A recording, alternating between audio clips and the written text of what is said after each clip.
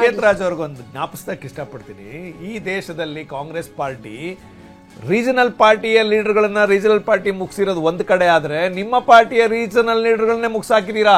ಶರದ್ ಪವಾರ್ ಆಂಧ್ರದಲ್ಲಿ, ರಾಜಶೇಖರ್ ರೆಡ್ಡಿ, ಈಗ ಸದ್ಯದಲ್ಲಿ ಕರ್ನಾಟಕದಲ್ಲಿ ಸಿದ್ದರಾಮಯ್ಯನೂ ಮುಗಿಸಕ್ ಹೊರಟಿದ್ದೀರಿ. ನೀವು ಈಗ ಅಲ್ಲ ನವೆಂಬರ್ ಕ್ರಾಂತಿ ಅಂತ ಹೇಳಿ ಇಳಿಸಕೊಟ್ಟರು ನೀವು, ನಾವಲ್ಲ. ಕರ್ನಾಟಕದಲ್ಲಿ ಜೆಡಿಎಸ್ ನ ಮುಗಿಸಕ್ಕೆ 25 ವರ್ಷದಿಂದ ಪ್ರಯತ್ನ ಪಡ್ತಾ ಇದ್ದೀರಿ, ಆಗಿಲ್ಲ ನಿಮ್ ಕೈಲಿ.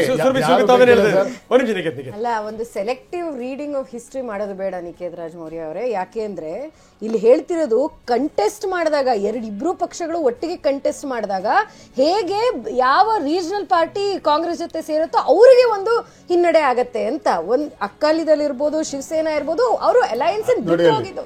ಕೇಳಿಸ್ಕೊಳ್ಳಿ, ದಯವಿಟ್ಟು ಕೇಳಿಸ್ಕೊಳ್ಳಿ. ಅವರು ಸರ್ಕಾರ ಮಾಡಲ್ಲ, ಬಹುಶಃ ಅವ್ರೊಬ್ರೇನೆ ಹೋಗಿ ಎಲೆಕ್ಷನ್ ನಿಂತಿದ್ರೆ ಇನ್ನೂ ಜಾಸ್ತಿ ನಮ್ಮ ಅಂತ ಬರ್ಬೋದು ಅವರಿಗೆ. ನೀವು ಅವ್ರ ವೋಟ್ಸ್ ತಿಂತಾ ಇದ್ದೀರಾ. ಸಿಂಗಲ್ ಮೆಜಾರಿಟಿ ಆಗಿ 57 ಕ್ಷೇತ್ರಗಳಲ್ಲಿ ಬಿಜೆಪಿಗೆ ಮುನ್ನಡೆ ಸಿಗ್ತಾ ಇದೆ. ಇನ್ನೊಂದ್ ಕಡೆ ಆರ್ಜೆಡಿ 75 ಕ್ಷೇತ್ರಗಳಲ್ಲಿ ಮುನ್ನಡೆಯನ್ನ ಸಾಧಿಸಿ ಈಗ ಮುನ್ನುಗ್ತಾ ಇದೆ. ಕಳೆದ ಚುನಾವಣೆಯಲ್ಲಿ ಅವರ ನಂಬರ್ ನೋಡಿದ್ರೆ ಆರ್ಜೆಡಿ 75, 2020 ಚುನಾವಣೆಯಲ್ಲಿ ಗಳಿಸಿದಂತ ನಂಬರ್ 25, ಆ ನಂಬರ್ನಿಗೆ ಅವ್ರು ರೀಚ್ ಆಗಿದ್ದಾರೆ. 75 ಕ್ಷೇತ್ರ, ಅವರು 143 ಕ್ಷೇತ್ರಗಳಲ್ಲಿ ತಮ್ಮ ಅಭ್ಯರ್ಥಿಗಳನ್ನ ಕಣಕ್ಕಿಳಿಸಿದ್ರು. ಆಲ್ಮೋಸ್ಟ್ ಮರಂಕಲ್ ಸರ್ ಹೇಳಿದಾಗೆ 50% ಸ್ಟ್ರೈಕ್ ರೇಟ್ ಮುಂದುವರಿತಾ ಇದೆ. ಆದ್ರೆ 61 ಕ್ಷೇತ್ರಗಳಲ್ಲಿ ಅಭ್ಯರ್ಥಿಗಳನ್ನ 63ರಲ್ಲಿ ಕಾಂಗ್ರೆಸ್ ಆಲ್ಮೋಸ್ಟ್ 30% ಸ್ಟ್ರೈಕ್ ರೇಟ್ ಇದೆ. 19 ಅಂಚೆ ಮತ ಎಣಿಕೆಯಲ್ಲಿ ಎನ್ಜಿಬಿ ಮುನ್ನಡೆಯನ್ನ ಸಾಧಿಸಿದೆ. ಆದ್ರೆ ನಾವು 2020 ಚುನಾವಣೆಯನ್ನು ನೋಡಿದ್ರೆ ಆರ್ಜೆಡಿ 75, ಕಾಂಗ್ರೆಸ್ 19 ಸ್ಥಾನಗಳನ್ನ ಗೆದ್ದಿತ್ತು. ಆದ್ರೆ ಅದೇ ನಂಬರ್ ಈಗ ಎಕ್ಸಾಕ್ಟ್ಲಿ ಬಂದ್ ನಿಂತಿದೆ. ಈಗ ಆರಂಭಿಕ 75-19. ಒಂಥರ ಇದನ್ನ ಸಮಾಧಾನ ಪಡ್ಕೊಳ್ಬೇಕಾ ಅಥವಾ ಇಲ್ಲ ನಾವು ಮುಂದೆ ಹೋಗ್ತಿಲ್ಲ? ಅಲ್ಲ, ಆದ್ರೆ ಈ ಮಹಾಗಠಬಂಧನ್ ನೋಡಿದಂತ ಪಾರ್ಟಿಗಳೆಲ್ಲ ಲಿಸ್ಟ್ ನೋಡಿದಂತ ಸಂದರ್ಭದಲ್ಲಿ, NDA ಲಿಸ್ಟ್ ನೋಡಿದಂತ ಸಂದರ್ಭದಲ್ಲಿ ಅತ್ಯಂತ ದೊಡ್ಡ ಪಕ್ಷ 75 ಈ ಕ್ಷಣಕ್ಕೆ ಆರ್ಜೆಡಿನೇ. ಆರ್ಜೆಡಿ ಯಾಕಂದ್ರೆ ಬಿಜೆಪಿ 57, ಈ ಕಡೆಗೆ 54, 57 ನೋಡಿ, 56, 57 ಬಿಜೆಪಿ ಜೆಡಿಯು. ಇಲ್ಲಿ 75 ಕ್ಷೇತ್ರಗಳಲ್ಲಿ ಆರ್ಜೆಡಿ. ನೀವು ಹೇಳ್ದಂಗೆ ಏನಂದ್ರೆ ಕಳೆದ ಬಾರಿಯ ನಂಬರಿಗೂ ನಿಂತಿರೋರು. ಇದರಿಂದ ಎಷ್ಟು ಗಳಿಸ್ತಾರಲ್ಲ ಜಾಸ್ತಿ, ಅದರಿಂದ ಗೊತ್ತಾಗುತ್ತೆ ಜನಪ್ರಿಯತೆ ಎಷ್ಟು ಅಂತ ಹೇಳಿ ಅಂತ. ಅಲ್ಲ, ಇನ್ನೊಂದು ನಿಮ್ಗೆ ನೋಡಿ, ಎಲ್ಲಾ ಪಾರ್ಟಿಗಳು ಕಂಪೇರ್ ಮಾಡಿದ್ರೆ ಆರ್ಜೆಡಿ ತಗೊಂಡಿರ್ತಕ್ಕಂಥ 143 ಸೀಟಲ್ಲಿ 75ಕ್ಕೂ ಹೆಚ್ಚು ಲೀಡ್ ಪಡ್ಕೊಂತಾ ಇದೆ ಅಂತ ಅಂದ್ರೆ ಆ ಪಾರ್ಟಿಯ ಸ್ಟ್ರೆಂತ್ ಎಷ್ಟಿರ್ಬೋದು ಆ ಬಿಹಾರ್ನಲ್ಲಿ, ಮತ್ತೆ ಆ ಲೀಡರ್ಶಿಪ್ ಕ್ವಾಲಿಟಿ ಎಷ್ಟಿರ್ಬೋದು, ಮತ್ತೆ ಆ ತೇಜಸ್ವಿ ಯಾದವ್ ಅವರ ವರ್ಚಸ್ ಎಷ್ಟಿರ್ಬೋದು ಅಂತ. ಈಗ ನಿಮಗೆ ಜನಪ್ರಿಯ ಮುಖ್ಯಮಂತ್ರಿಗಳಲ್ಲಿ ಫಸ್ಟ್ ಯಾರು ಅಂತ ಕೇಳಿದ್ರೆ ತೇಜಸ್ವಿ ಯಾದವ್ ಹೆಸರಿದೆ, 36% ಇದೆ. ನಿತೀಶ್ ಕುಮಾರ್ದು 34%, 35% ಇದೆ. ಅಂದ್ರೆ 19. ಆದ್ರೆ ನಿಮ್ಗೆ ನೋಡಿ, ಆ ತೇಜಸ್ವಿ ಯಾದವ್ ಅವರು ಏನಾದ್ರೂ ಅಪ್ಪಿತಪ್ಪಿ ಇನ್ ಸ್ವಲ್ಪ ಶ್ರಮ ಹಾಕಿ ಇಂಡಿವಿಜುವಲ್ ಆಗಿ ಹೋಗಿದ್ದಿದ್ರೆ ಇನ್ನೊಂದಷ್ಟು ದೊಡ್ಡ ಶ್ರಮ ಅವ್ರಿಗೆ ಸಿಕ್ತಿತ್ತೋ ಏನೋ ಗೊತ್ತಿಲ್ಲ. ಆದ್ರೆ ಈ ಅಲಯನ್ಸ್ ಪಾರ್ಟ್ನರ್ಗಳ ಸಪೋರ್ಟ್ ಕೂಡ ಸರಿಯಾಗಿರ್ಬೇಕು. ಅಲಯನ್ಸ್ ಪಾರ್ಟ್ ನೋಡಿ, ಉದಾಹರಣೆಗೆ ಕಮ್ಯುನಿಸ್ಟ್ ಇದ್ದಾರೆ, ಮತ್ತೆ ಕಾಂಗ್ರೆಸ್ ಇದ್ದಾರೆ. 63 ಕಾಂಗ್ರೆಸ್ ತಗೊಂಡವ್ರು ಅಟ್ಲೀಸ್ಟ್ 50% ರೀಚ್ ಆಗಿದ್ರು ಸೂಪರ್ ಆಗ್ತಿತ್ತು. ಅಲ್ಲ, ಇವಾಗ ಹತ್ತತ್ರ ಬಂದು ಏನಾದ್ರು ನಿಂತು ಬಿಟ್ರು ಅಂತ ತಿಳ್ಕೊಳ್ಳಿ, ಅವರು ಅಧಿಕಾರಕ್ಕೆ ಬರೋದು ಅವಾಗ ಶುರು ಆಗುತ್ತೆ. ಇಂಡಿವಿಜುವಲ್ ಹೋಗಿದ್ರು. ಯಾಕಂದ್ರೆ ಈ ದೇಶದಲ್ಲಿ ಬಹಳ ಉದಾಹರಣೆಗಳು ಆ ತರದವ ಆಗಿದಾವೆ ನೋಡಿ. ತಮಿಳ್ನಾಡಲ್ಲಿ ನೆಲೆನೇ ಇಲ್ಲ ಇವರಿಗೆ. ಆ DMK ಅವ್ರ ಜೊತೆ ಹೋಗ್ತಾರೆ, ಹೆಂಗ ಒಂದೆರಡು ನೆಲೆ ತಗೊಂತಾರೆ, ಮತ್ತೆ ಅವ್ರ ಮೇಲೆ ಸವಾರಿ ಮಾಡಕ್ ಹೋಗ್ತಾರೆ. ಈ ತರದ್ದು ಕಾಂಗ್ರೆಸ್ ಬಹಳ ರಾಜ್ಯಗಳಲ್ಲಿ ಮಾಡಿದೆ. ಈಗ ನಾವೇ ಕರ್ನಾಟಕದಲ್ಲಿ MP ಚುನಾವಣೆಯಲ್ಲಿ ಇವ್ರ ಜೊತೆ ಹೋದ್ವಿ, ಏನಾಯ್ತು? ನಾವೊಂದು ಇವ್ರೊಂದು, ಇನ್ ಮಿಕ್ಕಿದ್ದೆಲ್ಲ ಬಿಜೆಪಿ ಗೆದ್ಬಿಡ್ತು. ಅಂದ್ರೆ ಇವ್ರ ಪರಿಸ್ಥಿತಿ ಏನಂದ್ರೆ ನಮ್ಮನ್ನ ಹಾಳು ಮಾಡ್ತಾರೆ, ಎಲ್ಲರೂ ಕಾಲ ಎಳೆದ್ಬಿಟ್ರು. ಅಲ್ಲ, ಎಲ್ಲರೂ ಕಾಲ ಎಳೆದ್ಬಿಟ್ರು. ನಾವು ಎಲ್ಲರೂ ಕಾಲ ಎಳೆದ್ಬಿಟ್ರು. ಉಡುಪಿನಲ್ಲಿ ನೀವು ಮಂಡ್ಯದಲ್ಲಿ ಏನ್ ಮಾಡಿದ್ರಿ?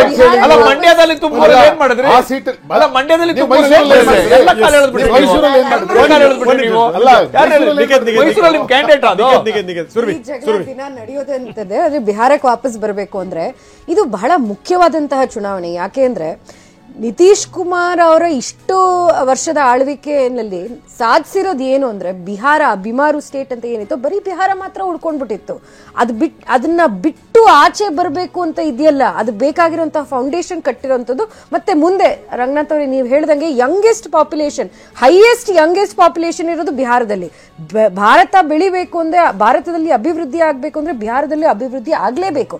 ಆದ್ರೆ ಅದನ್ನ ಸಾಧಿಸೋದಿಕ್ಕೆ ಕಣ್ಣಲ್ಲಿ ಕಾಣ್ತಿರೋದು ಇವತ್ತಿನ ಚುನಾವಣೆಯಲ್ಲಿ ನಿತೀಶ್ ಕುಮಾರ್ ಹೊರತು ಅದು ತೇಜಸ್ವಿ ಯಾದವ್ ಅಲ್ಲ.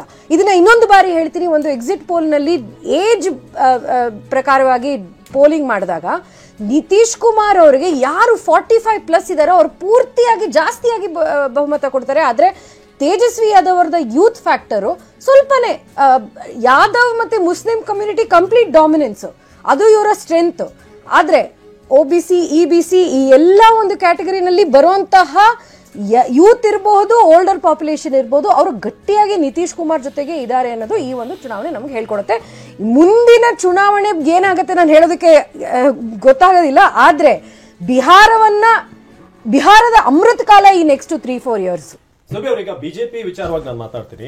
ಕಳೆದ ಬಾರಿ ನೀವು 74 ಕ್ಷೇತ್ರಗಳಲ್ಲಿ ಗೆದ್ದಿದ್ರಿ, ಈಗ 55 as a single party perspective ಇಂದ ನೋಡೋದಾದ್ರೆ ಹಿನ್ನಡೆ ಅಂತ ಅನಿಸ್ತಾ ಇಲ್ಲ. ಒಂದು 20 ಸೀಟ್ ಹಿಂದೆ ಇದ್ದೀರಾ. ಇಲ್ಲ, ಮೊದಲನೇದಾಗಿ ಇನಿಷಿಯಲ್ ಆಗಿ ಹೌದು, ಪ್ಲಸ್ ಒಂದು 101 ಅಂತ ನಾವು ಡಿಸೈಡ್ ಮಾಡಿರುವಂತದ್ದು ಹಿಂದಿನ ಎಲೆಕ್ಷನ್ ಅಲ್ಲಿ ಆಗಿರುವಂತಹ ಗೆಲುವಿನ ಪ್ರಕಾರವಾಗಿ ನೋಡ್ಕೊಂಡು ಬರೋಣ ಎಷ್ಟಕ್ಕೆ ಬರುತ್ತೆ ಅಂತ. ಜಸ್ಟ್ ಸುರಭಿ ಅವರೀಗ 132 NDA ಲೀಡ್ ಅನ್ನ ಪಡ್ಕೊಂಡಿರೋದು, 106 MGB, ಆಲ್ಮೋಸ್ಟ್ 16 ಕ್ಷೇತ್ರಗಳು ಹಿನ್ನಡೆಯಲ್ಲಿದೆ MGB ಲೀಡ್ ಬರೋದಕ್ಕೆ. ಸೊ NDA 133 ಅಂಚೆ ಮತ ಎಣಿಕೆಯಲ್ಲಿ ಭಾರಿ ಮುನ್ನಡೆಯನ್ನು ಗಳಿಸಿದೆ NDA 133.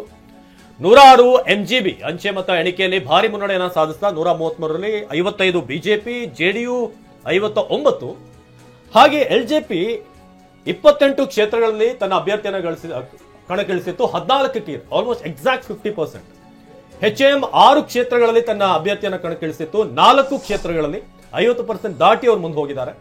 ಅಂದ್ರೆ ಸಪೋರ್ಟ್ ಇರುವಂತಹ ಪಾರ್ಟಿಗಳು ಕೂಡ ಬಿಜೆಪಿಗೆ ಅವುಗಳು ಕೂಡ ಚೆನ್ನಾಗಿ ಸ್ಕೋರ್ ಮಾಡ್ತಾ ಇದಾವೆ ಅಂತ ನಾವೀಗ NDA ವಿಚಾರವಾಗಿ ನೋಡಿದ್ರೆ. ಆದ್ರೆ MGB ಕಡೆ ನಾವು ನೋಡಿದ್ರೆ 106, ಅದರಲ್ಲಿ ಕಾಂಗ್ರೆಸ್ 20, ಕಳೆದ ಬಾರಿ 19 ಕ್ಷೇತ್ರದಲ್ಲಿ ಗೆದ್ದಿದ್ದಂತ ಕಾಂಗ್ರೆಸ್ ಈ ಬಾರಿ 1 ಕ್ಷೇತ್ರದಲ್ಲಿ ಲೀಡಲ್ಲಿ ಹೋಗ್ತಾ ಇದೆ. ಇನಿಷಿಯಲಿ 75 RJD ಕಳೆದ ಬಾರಿಯ ಗೆದ್ದಂತ ನಂಬರ್ ಎಕ್ಸಾಕ್ಟ್ಲಿ ಅಷ್ಟೇ, ಆ ಒಂದು ಸ್ಟ್ರೈಕ್ ರೇಟ್ ಅನ್ನ ಮುಂದುವರ್ಸ್ಕೊಂಡು ಹೋಗ್ತಾ ಇದ್ದಾರೆ. VIP ವಿಕಾಸಶೀಲ್ ಇನ್ಸಾನ್ ಪಾರ್ಟಿ 1, ಹಾಗೆ ಲೆಫ್ಟ್ 9. ಮಹಾಗಠಬಂಧನ್ 106 ಕ್ಷೇತ್ರಗಳಲ್ಲಿ, NDA 133 ಕ್ಷೇತ್ರಗಳಲ್ಲಿ ಮುನ್ನಡೆಯನ್ನ ಸಾಧಿಸಿದೆ. ಅಂದ್ರೆ ಮ್ಯಾಜಿಕ್ ನಂಬರ್ಗಿಂತ 11 ಕ್ಷೇತ್ರಗಳಲ್ಲಿ ಒಂದು ಸೇಫ್ ಝೋನ್ ಅಲ್ಲಿ ಇದೆ ಅಂತ ಹೇಳ್ಬೋದು ಅಂಚೆ ಮತ ಎಣಿಕೆ ಪ್ರಕಾರ. ಮರಕಲ್ ಅವರೇ 133.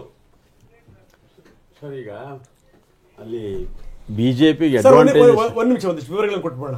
133 NDA 55, ಬಿಜೆಪಿ JDU 59, ಹಾಗೆ LJP 14, HM 4, ಇನ್ನು RLM 1, ಇನ್ನು 106 ಮಹಾಗಠಬಂಧನ್. ನಾವು 2 ಟ್ಯಾಲಿಯನ್ನ ನಿಮಗೆ ತೋರಿಸ್ತಾ ಇದೀವಿ. ಒಂದು ತೇಜ್ ಪ್ರತಾಪ್ ಯಾದವ್ ಹಿನ್ನಡೆಯಲ್ಲಿದ್ದಾರೆ, ಮತ್ತೆ ಮುನ್ನಡೆ ಹೋಗಿದ್ರು ಮತ್ತೆ ಹಿನ್ನಡೆಯಲ್ಲಿದ್ದಾರೆ. ಮುಖೇಶ್ ಕುಮಾರ್ ಅವರ ವಿರುದ್ಧ ಜನಶಕ್ತಿ ಜನತಾದಳ್ ರೆಬೆಲ್ ಆಗಿ ಬಂದು ನಿಂತ ತೇಜ್ ಪ್ರತಾಪ್ ಯಾದವ್ ಒಂದು ಸ್ವಲ್ಪ ಹಾವು ಏಣಿ ಆಟ ಆಗ್ತಿದೆ ಅವರ ಒಂದು ಮುನ್ನಡೆಗೆ ಸಂಬಂಧಪಟ್ಟ ಹಾಗೆ.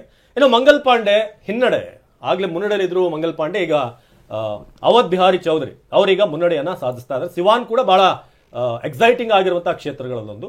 ಇನ್ನು ತೇಜಸ್ವಿ ಯಾದವ್ ಈ ಬಾರಿ ಈ ಎಕ್ಸಿಟ್ ಪೋಲ್ ಸಂದರ್ಭದಲ್ಲಿ ಒಂದು ಸರ್ವೆ ಮಾಡಿದಾಗ ಯಾರು CM ಫೇಸ್ ಬೇಕು ಅಂತ ಬಂದಾಗ ಅವ್ರಿಗೆ ಸಿಕ್ಕಂತ ಪರ್ಸೆಂಟೇಜ್ ಏನಿದೆ, CM ಫೇಸ್ ಆಗಿ ಒಬ್ಬ ಯಂಗ್ಸ್ಟರ್ ಬೇಕು ಅಂತ ಜನ ಹೇಳಿದ್ರು. ಆದ್ರೆ ಪಾರ್ಟಿ ಯಾವ್ದ್ರಲ್ಲಿದ್ದಾರೆ, ಏನು ಅಲಯನ್ಸ್ ಯಾವುದು ಅನ್ನೋದು ಕೂಡ ಇಲ್ಲಿ ಬಹಳ ಮುಖ್ಯ ಆಗುತ್ತೆ.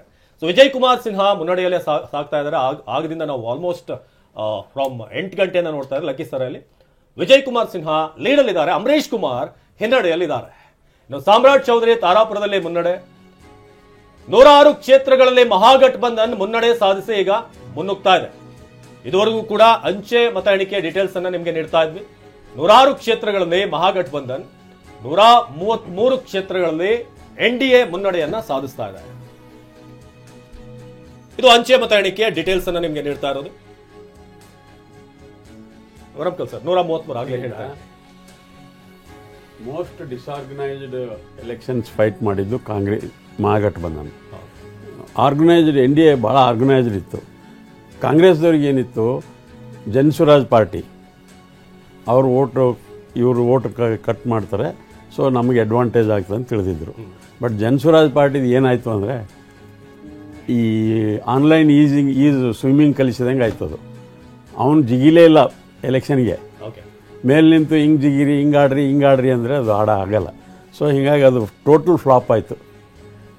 ಯಾಕೆ ಹೇಳ್ತೀನಿ, ಇದು Jan Suraaj party it is indirectly Congress instigated. ಅದು ಇದೇ ಪ್ರಶಾಂತ್, ಒಂದು ನಿಮಿಷ ಸರ್, ಇದೇ ಪ್ರಶಾಂತ್ ಕಿಶೋರ್ ಅವರು ಉತ್ತರ ಪ್ರದೇಶ್ ಎಲೆಕ್ಷನ್ದಾಗೆ ಸ್ಟ್ರಾಟಜಿಸ್ಟ್ ಆಗಿ ವರ್ಕ್ ಮಾಡಿದರು. ಅಲ್ಲಿ ಎಲ್ರಿಗೂ ವಿರೋಧವಾಗಿ, ಅಂದರೆ ಕಾಂಗ್ರೆಸ್ ಲೀಡರ್ಸ್ ಎಲ್ರಿಗೂ ವಿರೋಧವಾಗಿ ಇವರು ಅಲೈನ್ಸ್ ಮಾಡ್ಕೊಂಡ್ರು BSP ಜೊತೆ SP ಜೊತೆ 2017 ಎಲೆಕ್ಷನ್ ನಾನು ಹೇಳ್ತಾ ಇರೋದು. ಆವಾಗ ರಾಹುಲ್ ಗಾಂಧಿ ಒಬ್ಬರೇ ಇವರು ಪ್ರಶಾಂತ್ ಕಿಶೋರ್ಗೆ ಸಪೋರ್ಟು, ಬಾಕಿಯವರೆಲ್ಲ ವಿರೋಧ ಇದ್ದರು, ಅಲೈನ್ಸಿಗೆ ಒಪ್ಪಿರಲಿಲ್ಲ. ಬಟ್ ಅಲೈನ್ಸ್ ಆಗಿ 27 ಸೀಟ್ ಇದ್ದಂಥ ಕಾಂಗ್ರೆಸ್ಸು 6 ಸೀಟಿಗೆ ಬಂತು. ಆಮೇಲೆ ಇವರು ಕಾಂಗ್ರೆಸ್ ಸೇರಕ್ಕೆ ಹೋಗಿದ್ರು. ಆಲ್ಮೋಸ್ಟ್ ಈ was on the verge of joining Congress. General secretary ಕೊಡು ಅಂದಾಗ ಅವ್ರು ಕೊಡಲಿಲ್ಲ, ಅದಕ್ಕೆ ಬಿಟ್ಟು ಬಂದು ಮತ್ತೆ ಈ ಎಲೆಕ್ಷನ್ ಸ್ಟ್ರಾಟಜಿ ಅದು ಅಂಥೇಳಿ ಮಾಡ್ಕೊಂಡು ಹೋದರು. ಬಟ್ ಒಂದು ಗಮನ ಕೊಡೋಂಥ ವಿಷಯ ಅಂದರೆ ಯಾವ ಮೀಡಿಯಾನೂ ಗಮನ ಕೊಟ್ಟಿಲ್ಲ. ಏನಂದರೆ ಇಲ್ಲಿವರೆಗೆ ಪ್ರಶಾಂತ್ ಕಿಶೋರ್ ಅವ್ರ ಕ್ಲೇಮ್ಸ್ ಇದೆಯಲ್ಲ, ಅದು ಅಥೆಂಟಿಕೇಷನ್ನು BJPನಿಂದ ಬಂದಿಲ್ಲ. ಅವ್ರು ಹೇಳಿದ್ರು 2014 ನನ್ನಿಂದನೇ ಮೋದಿ ಗೆದ್ದರು ಅಂಥೇಳಿ. ಬಟ್ BJP ಅವ್ರು ಇಲ್ಲಿವರೆಗೂ ಅವರು ಅಥೆಂಟಿಕೇಟ್ ಮಾಡಿಲ್ಲ, ಇವ್ರು ನಮಗೆ ಸಪೋರ್ಟ್ ಮಾಡಿದ್ರು ಅಂತ ಮಾಡಿಲ್ಲ. ಇಲ್ಲ ನೀವು ಪ್ರಶಾಂತ್ ಕಿಶೋರ್ ಅವ್ರದ್ದು ಬೇರೆ ಬೇರೆ ಕಡೆ ಸಂದರ್ಶನಗಳನ್ನು ನೋಡಿ, ಅವ್ರು ಎಲ್ಲೂ ಕೂಡ ಈ BJPನ ಬೈದಿದ್ದಾಗಲಿ ಅಥವಾ ಈಗ ನನ್ನಿಂದ ಇಲ್ಲ ಕೇಳಿ ನನ್ನಿಂದ BJP ಗೆಲ್ತು ಅಂತ ಹೇಳಿದ್ದಾಗಲಿ ಅವ್ರೆಲ್ಲೂ ಕೂಡ ಹೇಳಿಲ್ಲ. ಅವ್ರು ಈ ಬಾರಿ ಹೇಳಿರೋದೇನು ಅಂದರೆ, ಅವರು ತುಂಬ ಚೆನ್ನಾಗಿ ಹೇಳ್ತಾರೆ. ನಾನು ನಿಜವಲ್ಲೂ ರಾಜಕೀಯ ನಾಯಕರುಗಳು ಅವ್ರು ನೋಡಿ ಕಲಿಬೇಕು ಕೆಲವೊಂದು ಸರ್. ಏನು ಅಂತ ಅವ್ರು ಹೇಳ್ತಾರೆ ನೋಡಿ, ಈ ಮೋದಿ ಶಕ್ತಿ ಸಾಮರ್ಥ್ಯ ನೀವು ಅಲಗಲಿಕ್ಕೆ ಸಾಧ್ಯ ಇಲ್ಲ. ಯಾಕಂದರೆ ಅವರು ರಾಜ್ಯದ ಮುಖ್ಯಮಂತ್ರಿಯಾಗಿ ಕೂಡ ದಾಖಲೆ ಮಾಡಿದಂಥವ್ರು, ಅದಾದಮೇಲೆ ದೇಶದ ಪ್ರಧಾನಮಂತ್ರಿ ಆದಂಥವ್ರು, ನಿರಂತರವಾಗಿ ಗೆದ್ದು ಬರ್ತಿರುವಂಥವ್ರು, ಒಬ್ಬೊಬ್ಬರದ್ದು ಕ್ವಾಲಿಟಿಗಳು ಹೇಳ್ತಾ ಬರ್ತಾರೆ. ನಿತೀಶ್ ಕುಮಾರ್ದು ಅವ್ರು ಹಂಗೆ ಹೇಳೋದು. ನಿತೀಶ್ ಕುಮಾರ್ ವಯಸ್ಸಾಗಿದೆ, ಮರವಿನ ಕಾಯಿಲೆ ಇದೆ, ಅದನ್ನು ನಾನು ಒಪ್ಕೋತೀನಿ. ಆದರೆ ನಿತೀಶ್ ಕುಮಾರ್ ಒಳ್ಳೆ ನಾಯಕ ಅಲ್ಲ ಅಂತ ನಾನು ಹೇಳಲಿಕ್ಕೆ ಸಾಧ್ಯ ಇಲ್ಲ. ಸುಶಾಸನ್ ತಂದಿರುವಂಥವ್ರೆ ಅವರು, ಈಗಲೂ ಕೂಡ ನಾನು ಹೇಳ್ತೀನಿ. ನೀವು ಕಾಂಗ್ರೆಸ್ ಬಗ್ಗೆ ಮಾತ್ರ ಅವ್ರು ಹೇಳ್ತಾರೆ. ಒಂದೇ ಒಂದು ಸಂಘಟಿತ ಸಂಗತಿಗಳಿಲ್ಲ ಇವ್ರದ್ದು. ಇವರು ಏನಂದ್ರೆ ಸರಿಯಾದ ರೀತಿಯಲ್ಲಿ ಇವರು ತಾವೇ ಬುದ್ಧಿವಂತರು ಅನ್ನೋ ರೀತಿಯಲ್ಲಿ ವರ್ತನೆ ಮಾಡ್ತಾರೆ. ಇವರು ಕಾಂಗ್ರೆಸ್ ಸೇರಕ್ಕೆ ಹೋಗಿದ್ರಲ್ಲ, ಬಯೋಡಾಟಾ ಡೆವಲಪ್ ಮಾಡಿದ್ದೆ ನಾವು BJPಗೆ ಸಪೋರ್ಟ್ ಮಾಡೀನಿ ಅಂತ ಹೇಳಿ. ಆಮೇಲೆ ಚುನಾವಣೆ ಎದುರಿಸ್ಬೇಕಾದ್ರೆ ಒಬ್ಬ ನಾಯಕ ಹಿಂಗ್ ಮಾತಾಡ್ಬೇಕು ಅನ್ನೋದನ್ನ ನಾನು ಹೇಳ್ತಾ ಕರೆಕ್ಟ್ರಿ. ಬಟ್ ಪ್ರಶಾಂತ್ ಕಿಶೋರ್ ಅವ್ರದ್ದು ಕ್ಲೇಮ್ಸು ಮತ್ತು ಇದೆಲ್ಲ ಯಾರು ಅಥೆಂಟಿಕೇಟ್ ಮಾಡಲ್ಲ. ಅವ್ರು ಹೇಳಿದ್ದಾರೆ, ಒಂದು ಕಡೆ ಹೇಳಿದ್ದಾರೆ, ನಾವು BJP ಸ್ಟ್ರಾಟಜಿ ಟೀಮ್ನಾಗ ನಾನು ಇದ್ದೆ ಅಂತ ಹೇಳಿ ಗೆದ್ರು ಅಂತ ಹೇಳಿ. ಫಾಲೋ ಮಾಡ್ಯಾರ ಅಂತಂದ್ರೆ ಕಾಂಗ್ರೆಸ್ನವರಿಗೆ ಅವರು ನೆರವು ಕೊಡುವಂತ ಸಂದರ್ಭದಲ್ಲಿ ಕೂಡ ಅದನ್ನೇ ಹೇಳಿದ್ದವರು, ಮಾರ್ಗದರ್ಶನ ಮಾಡ್ಬೇಕ್ರೆ. ಬರೀ ಮೋದಿ ಮೋದಿ ಮೋದಿ ಅಂತ ಬೈಬೇಡಿ, ಇನ್ನು ಜನರಿಗೆ ಜಾಸ್ತಿ ಮುಟ್ಟಿಸಂಗೆ ಆಗತ್ತೆ. ಅದು ಅರ್ಥ ಮಾಡ್ಕೊಳ್ಳಿ, ಇವರು ಅರ್ಥ ಮಾಡ್ಕೊಳ್ಳಿಲ್ಲ. ನಾನು ಹೇಳೋದು ಅಂದ್ರೆ ಒಬ್ಬ ನಾಯಕ ಎಷ್ಟರ ಮಟ್ಟಿಗೆ ಮಾತಾಡಬೇಕು ಅನ್ನೋದು ಇದೆಯಲ್ಲ ಅದು. ಆಮೇಲೆ ಅವ್ರು ಹೇಳಿದ್ರು ತುಂಬಾ ಕ್ಲಾರಿಟಿ, ನಾನೇನು ಅಧಿಕಾರಕ್ಕೆ ಬರ್ತೀನಿ ಅನ್ನೋ ಒಂದು ವಿಶ್ವಾಸ ನನಗಿದೆ, ಹಂಗೆ ಹೇಳಲೇಬೇಕು ನಾನು. ಆದರೆ ಕಡಿಮೆ ಬಂತು ಅಂತಂತಂದ್ರೆ ನಾನೇನು ಗೊತ್ತಾ, ನಾನು ಅವ್ರನ್ನ ಹಿಡಿದಿರ್ತೀನಿ, ಇವ್ರು ಹಿಡಿದಿರ್ತೀನಿ, ಅವರು ಸರ್ವಸ್ವತಂತ್ರರು, ನಾನು ಹಿಂದಕ್ಕೆ ಬಂದ್ಬಿಡ್ತೀನಿ, ಮತ್ತೆ ನಾನು ಕಟ್ಟುವಂಥ ಪ್ರಯತ್ನ ಮಾಡ್ತೀನಿ ಅಂತ ಇದು ಸರ್. ಬಟ್ ಆದರೆ JDU 25 ಸೀಟ್ಗಿಂತ ಜಾಸ್ತಿ ಗೆಲ್ಲಲ್ಲ, ಗೆದ್ರೆ ನಾನು ಎಲೆಕ್ಟ್ರಲ್ ಪಾಲಿಟಿಕ್ಸ್ ಇಂದ ದೂರ ಆಗ್ತೀನಿ ಅಂತ ಹೇಳಿದ್ರು. So now it is being proved.